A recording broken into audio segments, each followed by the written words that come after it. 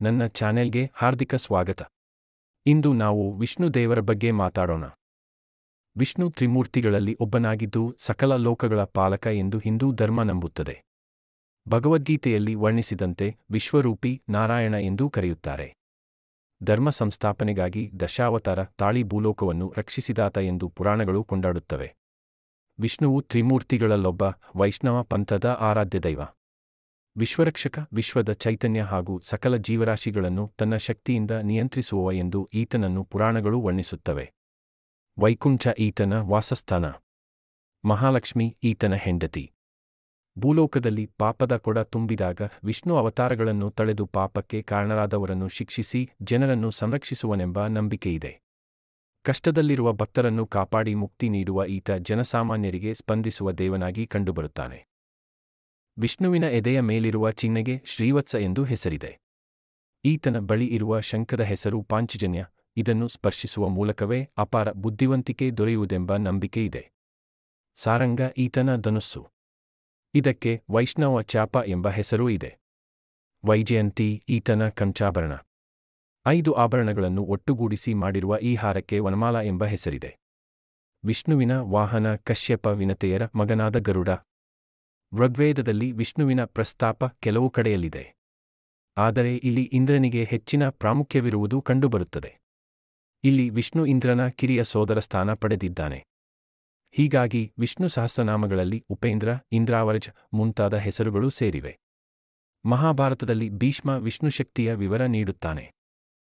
ವಿಷ್ಣುವಿನ ಆಯುಧ ಸುದರ್ಶನ ಚಕ್ರ. ಇದರ ಉಗಮದ ಬಗ್ಗೆ 2 ರೀತಿಯ ಕಥೆಗಳಿವೆ. ಕಾರ್ತಿಕ ಶುಕ್ಲ ಚತುರ್ದಶಿಯ ದಿನ ವಿಷ್ಣು ಕಾಶಿ ಕ್ಷೇತ್ರವನ್ನು ಸೇರಿ 1000 ಕಮಲಗಳಿಂದ ಶಿವನನ್ನು ಪೂಜಿಸುತ್ತಿರುವಾಗ ಶಿವ ಆ ಕಮಲಗಳಲ್ಲಿ ಒಂದನ್ನು ಅದೃಶ್ಯ ಮಾಡಿದ. ವಿಷ್ಣು ಕಡಿಮೆಯಾದ ಕಮಲ ಪುಷ್ಪದ ಬದಲಿಗೆ ತನ್ನ ಕಣ್ಣಿನಿಂದಲೇ ಶಿವನನ್ನು ಪೂಜಿಸಲು ಶಿವ ಒಲಿದು ತಾನು ಜಲಂಧರನೆಂಬ ದೈತ್ಯನನ್ನು ಕೊಂದ ಆಯುಧವನ್ನು ವಿಷ್ಣುವಿಗೆ ನೀಡಿದ. ಮತ್ತೊಂದು ಕಥೆಯ ಪ್ರಕಾರ ದೇವಬಡಗಿ ವಿಶ್ವಕರ್ಮ ಸಾಣೆ ಹಿಡಿಯುವಾಗ ಬಿದ್ದ ಚಿಕ್ಕ ಚಿಕ್ಕ ಚೂರುಗಳನ್ನು ಸೇರಿಸಿ ಸುದರ್ಶನ ಚಕ್ರ ರಚಿಸಿ ಅದನ್ನು ದ್ವಾದಶಾದಿತ್ಯರಲ್ಲಿ ಒಬ್ಬನಾದ ವಿಷ್ಣುವಿಗೆ ನೀಡಿದ. ವಿಷ್ಣು ಇದನ್ನು ದುಷ್ಟರನ್ನು ಶಿಕ್ಷಿಸಲು ಬಳಸಿದ. ಸುದರ್ಶನ ಚಕ್ರಕ್ಕೆ ವಜ್ರನಾಭ ಎಂಬ ಇನ್ನೊಂದು ಹೆಸರಿದೆ. ಈ ಚಕ್ರಕ್ಕೆ ಮಧ್ಯೆ ರಂಧ್ರವಿದ್ದು ಇದರ ಮಧ್ಯದಿಂದ 1000 ತೋಳುಗಳು ಹರಡಿಕೊಂಡಿವೆ. ಇದರ ಹೊರಭಾಗ ಚೂಪಾಗಿದೆ. ವಿಷ್ಣು ಜನರನ್ನು ರಕ್ಷಿಸುವ ದೇವನಾದರೂ ಕೆಲವು ಶಾಪಗಳಿಗೆ ಒಳಗಾಗಿರುವುದನ್ನು ಪುರಾಣಗಳು ತಿಳಿಸುತ್ತವೆ. ಒಮ್ಮೆ ವಿಷ್ಣು ಮಹಾಲಕ್ಷ್ಮಿಯ ಮುಖವನ್ನು ನೋಡುತ್ತಾ ಕಾರಣವಿಲ್ಲದೆ ನಗಲಾರಂಭಿಸಿದ. ಇದನ್ನು ಕಂಡು ಲಕ್ಷ್ಮಿ ತನ್ನ ಬಗ್ಗೆ ತಮಾಷೆ ಮಾಡುತ್ತಿರುವನೆಂದು ಬಗೆದು ನಿನ್ನ ದೇಹದಿಂದ ತಲೆ ಬೇರ್ಪಡಲಿ ಎಂದು ಶಪಿಸಿದಳು. ಇದೇ ಸಂದರ್ಭದಲ್ಲಿ ಹಯಗ್ರೀವ ಎಂಬ ಅಸುರ 1000 ವರ್ಷಕಾಲ ತಪಸ್ಸು ಮಾಡಿ ಅನೇಕ ವರಗಳ ಜೊತೆಗೆ ಕುದುರೆ ತಲೆಯುಳ್ಳ ಮಾನವನಿಂದ ಮಾತ್ರ ಸಾವೆಂದು ಮತ್ತೊಂದು ವರವನ್ನು ಪಡೆದುಕೊಂಡಿದ್ದ. ಹೀಗೆ ಅದ್ಭುತ ಶಕ್ತಿಯನ್ನು ಪಡೆದ ಹಯಗ್ರೀವ ದೇವಲೋಕಕ್ಕೆ ಮುತ್ತಿಗೆ ಹಾಕಿದ. ಲಕ್ಷ್ಮಿಯ ಶಾಪದಂತೆ ವಿಷ್ಣು ತನ್ನ ತಲೆಯನ್ನು ಕಳೆದುಕೊಂಡ. ಆಗ ಬ್ರಹ್ಮ ಕುದುರೆ ತಲೆಯನ್ನು ವಿಷ್ಣುವಿನ ದೇಹಕ್ಕೆ ಜೋಡಿಸಿದ.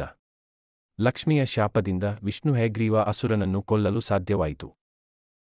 ದೇವಾಸುರರ ನಡುವೆ ಆಗಾಗ ನಡೆಯುತ್ತಿದ್ದ ಯುದ್ಧಗಳಲ್ಲಿ ಒಮ್ಮೆ ಅಸುರರಿಗೆ ಸೋಲುಂಟಾಯಿತು. ಆಗ ಅಸುರರು ಭೃಗುಮುನಿಯ ಹೆಂಡತಿಯಾದ ಪುಲೋಮೆಯ ಮಾಯಾಂಗನೆ ಬಳಿಗೆ ಹೋಗಿ ರಕ್ಷಣೆ ಬೇಡಿದರು. ಈಕೆ ದೇವತೆಗಳನ್ನು ನಾಶ ಮಾಡಲು ತಪಸ್ಸನ್ನಾರಂಭಿಸಿದಳು.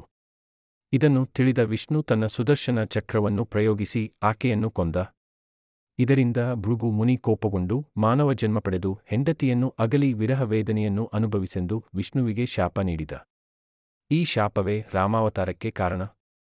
ಹೀಗೆ ವಿಷ್ಣು ಹಲವು ಶಾಪಗಳನ್ನು ಪಡೆದು ದೇವತೆಗಳ ರಕ್ಷಣೆಗೆ ಕಾರಣನಾದ ಕಥೆಗಳು ಹಲವಾರಿವೆ. ಆಯುಧ. ಸುದರ್ಶನ ಚಕ್ರ. ಲಾಂಛನಗಳು. ಶಾಲಿಗ್ರಾಮ್ ಕಮಲ. ಸಂಗಾತಿ. ಲಕ್ಷ್ಮೀ, ಶ್ರೀದೇವಿ, ಭೂದೇವಿ, ನೀಲಾದೇವಿ, ತುಳಸಿ, ಪದ್ಮಾವತಿ. ಒಡ ಹುಟ್ಟಿದವರು. ಆದಿಪರಾಶಕ್ತಿ.